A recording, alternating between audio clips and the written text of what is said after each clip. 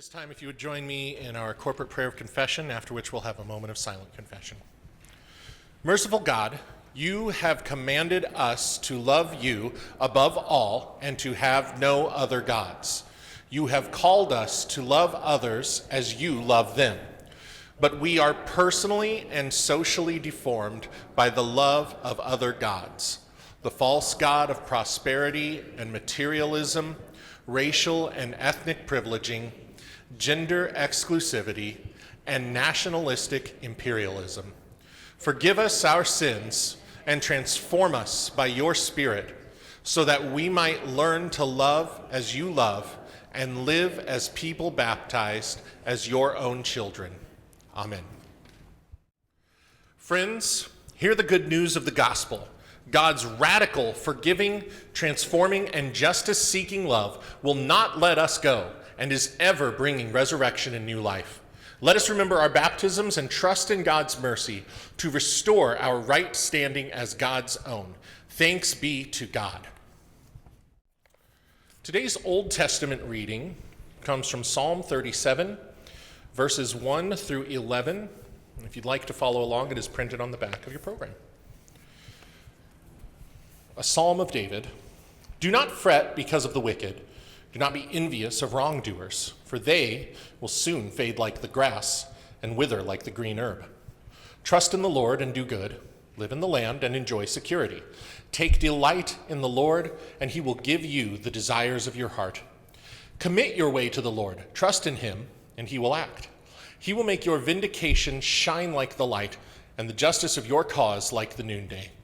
Be still before the Lord, and wait patiently for him. Do not fret over those who prosper in their way, over those who carry out evil devices. Refrain from anger and forsake wrath. Do not fret, it leads only to evil.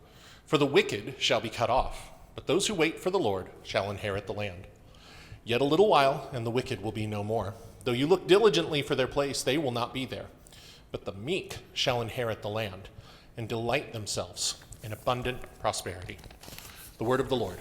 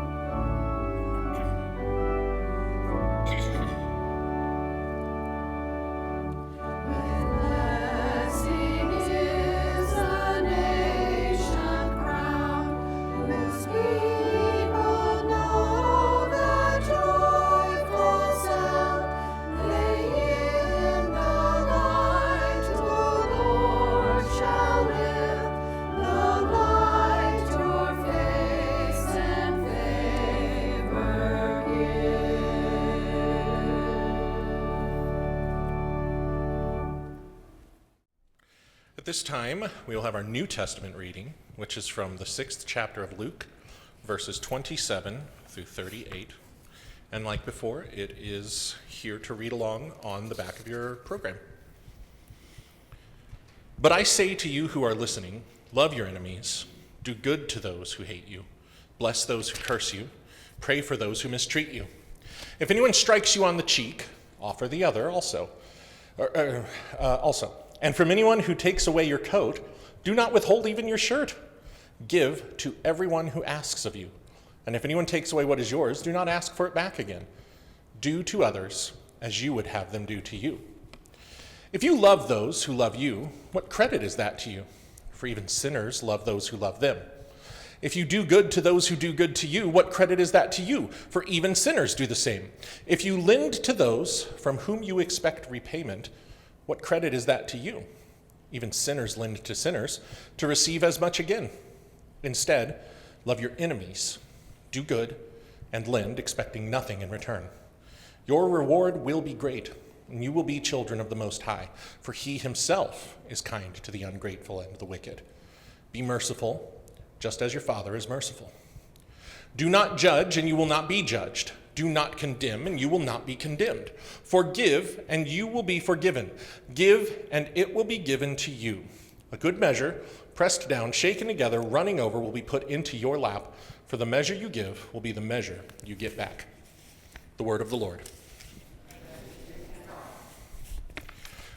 So, this is, I don't know if you know this, what subtitles might be in your version of the Bible. This 6th chapter of Luke is what many call the Sermon on the Mount. Sometimes this one is referred to as the Sermon on the Plain. They serve the same function, mount and plain, depending on which gospel you're reading, but Luke's is a little different from the other sermons on the Mount that we get in the Bible, because Luke's is very focused on how we get along with one another.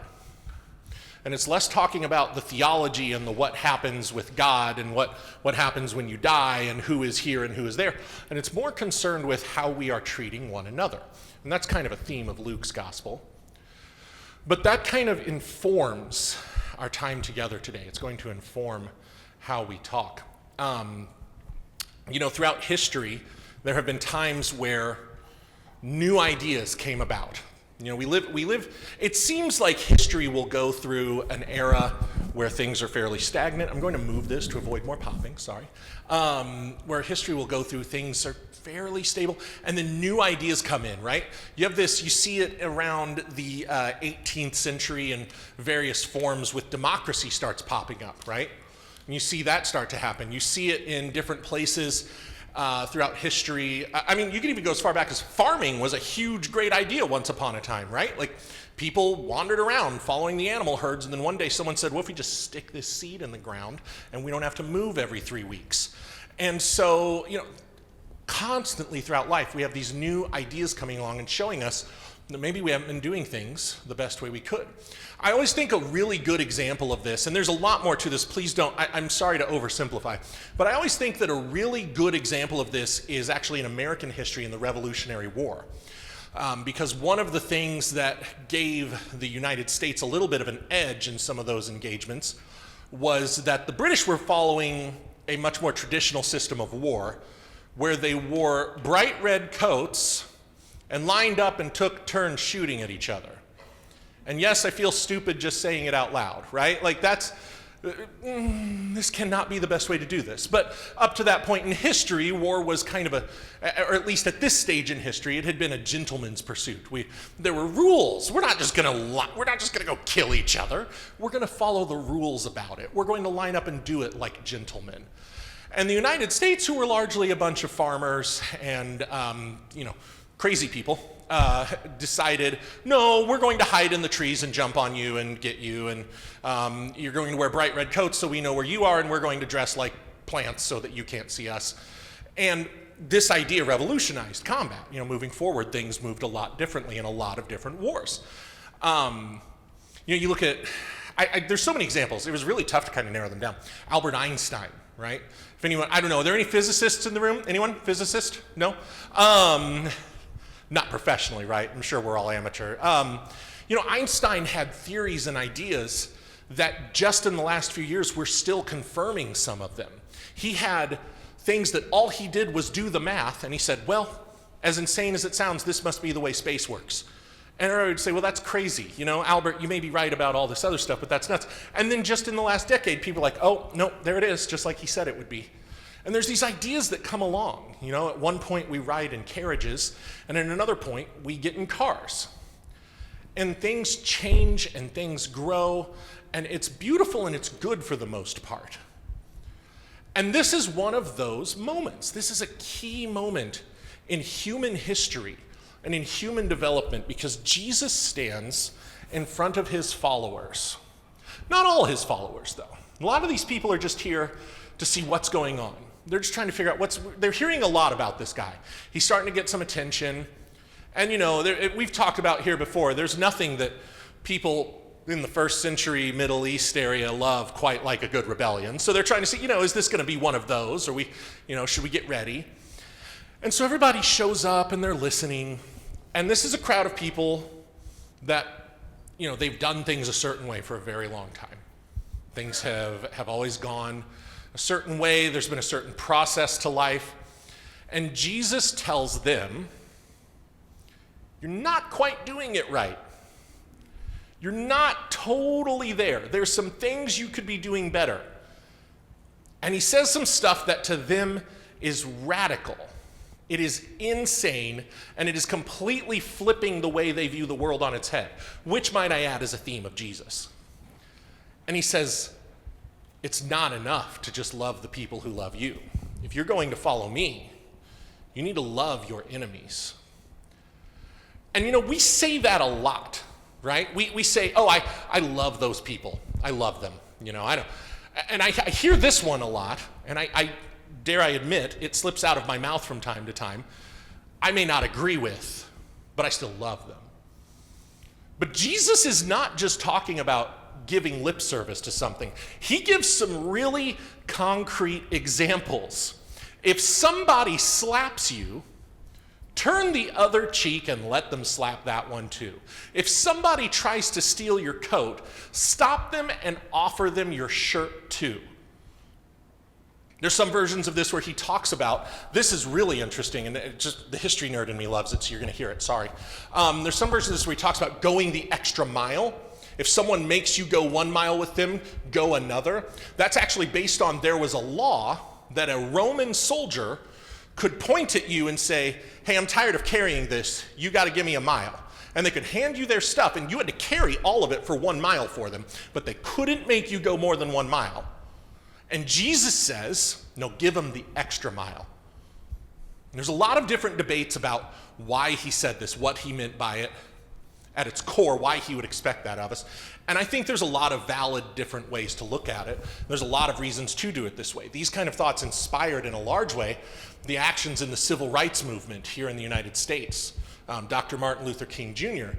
was very inspired by this and said, we're going to go the extra mile with these people. We're going to do these things. We're going to turn the other cheek to these folks. And it's fascinating to see how it plays out. But Jesus says this to this crowd of people, and he says, love them. Don't just say you love them. Give them money, even though you know they're not going to pay it back. That one hurts, okay? That one physically hurts me to think about. Give them money and they're not going to pay it back? Are you kidding me? And Jesus says this to this crowd, and it doesn't say it here in this passage, but this begins, there's a series of times where Jesus says things and folks turn around and they're like, it's too much for me, I'm out. But it was never supposed to be easy. And sometimes the simple messages are the hardest, right? Sometimes, you read through a passage a few times trying to get a feel for it before you preach it, and you keep realizing that there's really nothing much you can do to improve on what's already perfect. Love our enemies. Pray for the very people that persecute us. Wish good on them. Turn the other cheek to them when they want to do violence to us. Give them more than they demanded when they want things that aren't theirs. Loan them money knowing they won't repay it. If it was easy, everyone would do it. But we're called to something more. And 2,000 years later, that call has not changed. Enemies is a strong word. Frankly, I don't know that I have anyone that I would call an enemy. Enemy sounds like kind of a pretty hostile word, right? Like somebody that we would go to battle if we saw one another. I don't know who that would be. But there are certainly people that I don't enjoy seeing. And there are certainly people that some of the things they say and do make my blood boil. And this is a gut check for me. Am I going the extra mile? Am I turning the other cheek? It's a simple message, but it's core to our faith.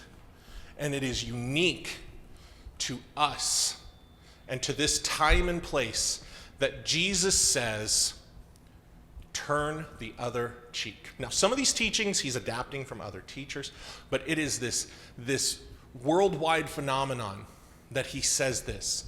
There are historians who say, when they're asked why did Christianity spread so wide, and there's answers about the Roman Empire and about the road system they had and all these things, but there's always this unifying thought of they were just really nice. Like they just went out of their way to do good things to people, and that was weird and infectious, and people wanted to be a part of it. There's actually a popular rumor about Christians in the first century that they ate babies. The reason for that is because Christians, it was common at the time for families that could not afford another child that had a baby to leave it on the doorstep and just say, okay, can't do this one. And Christians began the habit of picking those babies up and taking them home to care for them. So of course the rumor became, it's amazing what they could do without social media. That's the kind, it's incredible that they could create rumors like that and spread them back then. But Christians were so committed to radical acts of kindness that they were just picking children up off the street to care for them. What happened? Is that us? Is that what the world thinks when they think Christian these days? And that's a question for you to answer. This is going to be where I do that thing where I make you answer a question. And you may think that is exactly what people think. And if it is, good. Keep doing what you're doing. But if you self-reflect on that and you think, boy, that might not be what my faith means to the people around me, then ask yourself, are we doing all that we've been commanded to do? And that's my challenge to you today. It's simple, it's short, but it is very much what we are called to. It is what we are commanded to do by Jesus Christ. Love your enemies. Pray for those who persecute you. Give, expecting nothing back. It's a challenge, but it is something that we are capable of, and it's something that God demands of us. May God bless you this week. And may you be a blessing to the people around you, whether they be friends or enemies. May you be, at least you, be the light of Jesus in their lives that they see. Amen.